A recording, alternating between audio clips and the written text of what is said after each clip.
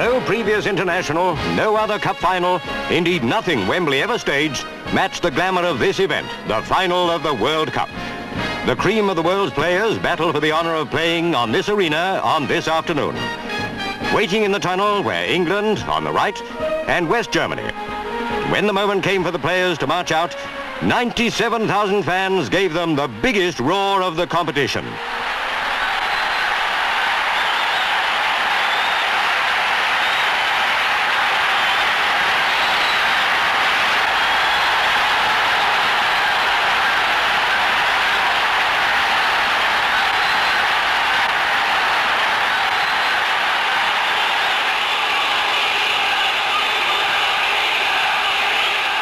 Bobby Moore and Uwe Seeler were out in the middle exchanging international compliments and meeting the referee, Dienst of Switzerland.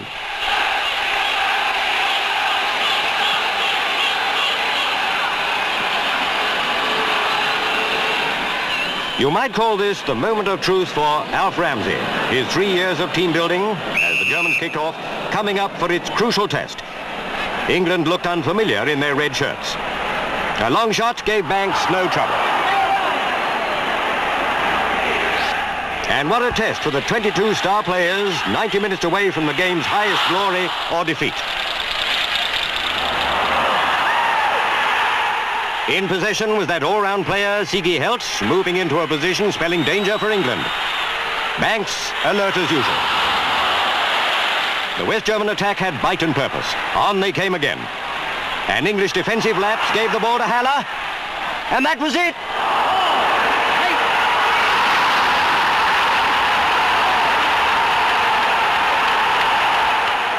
One down after 12 minutes spurred the English attack. No time for lethargy or half measures. They swept into German territory.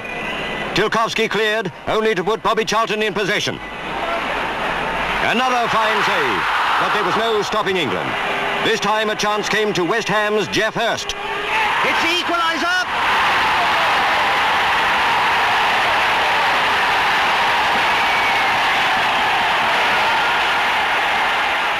Splendidly matched, these teams.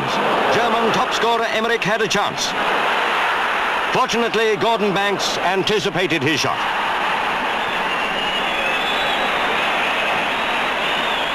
England piled on the pressure. Bobby Charlton inspired a movement which, with just a little more luck, could have put England in the lead. A big sigh of relief for West Germany when the ball was clear. Play was faithfully reflected by the score, 1-1 at half-time. A brief let-up in the tension came as welcome relief for both English and German supporters.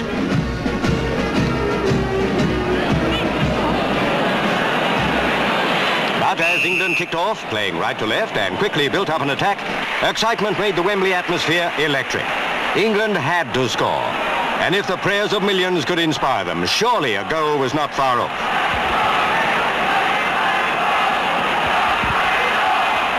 The West German defence was like a stone wall. Again, England launched an offensive. And again, the German blockade could not be penetrated. Play swung to the other end. West Germany threatened the English goal, but Banks, playing brilliantly, was in position to deal with it.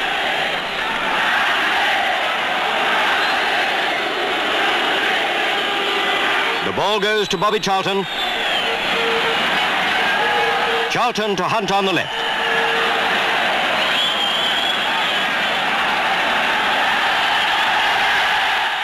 Despite strong German threats, the English defence could not be rattled.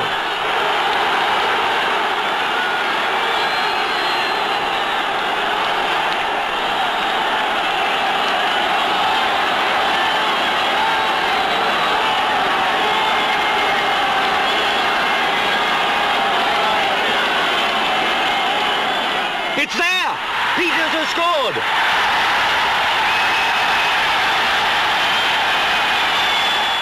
For the Wembley thousands and the millions at home, one thought, victory.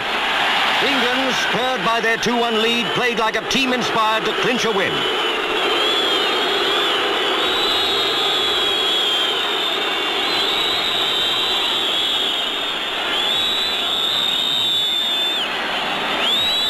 In the dying minutes of the match, the jubilant English supporters' nerves were strained to breaking point.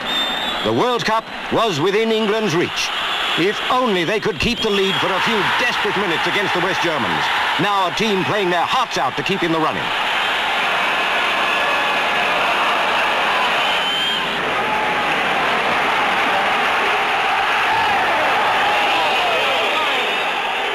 Germany would not let up.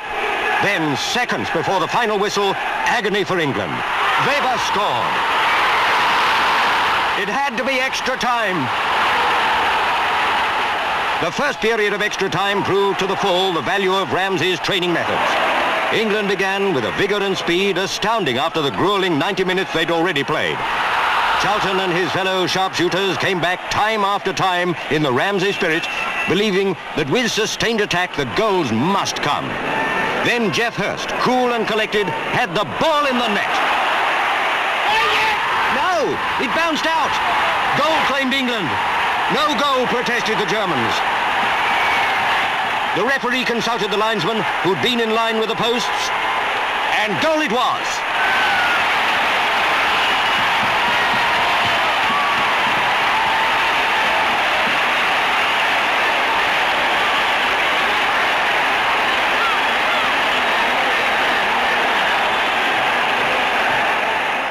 England led again, 3-2 now, and in spite of a German attack early in the final period of extra time, Bobby Moore's men had thrown off all signs of tiredness.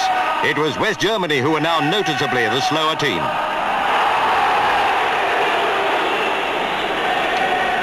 When there was only a minute to go, England still had no thought of being content with that one-goal lead.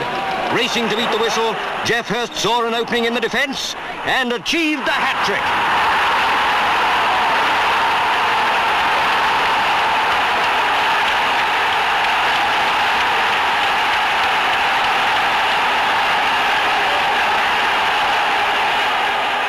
Jimmy Greaves, out of the side through injury, set the example to the other reserves by congratulating the victorious players.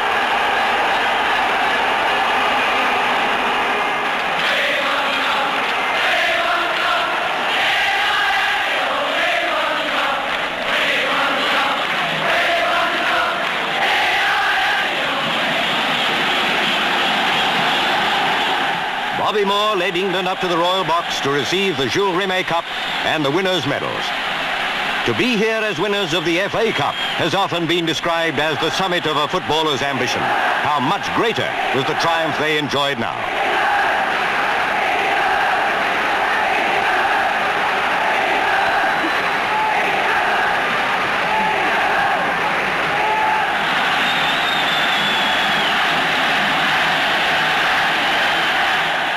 Three years ago, Alf Ramsey set out on the hard road that led to the World Cup.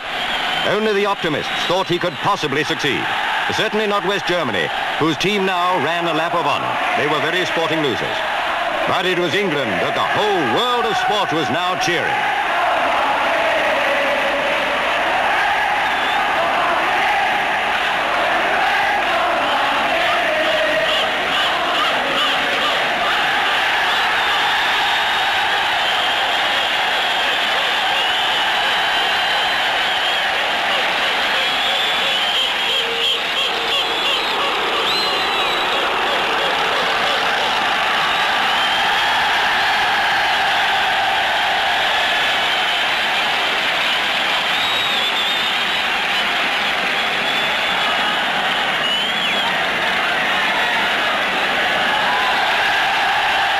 Into his gallant team, England manager Alf Ramsey instilled sportsmanship first and foremost.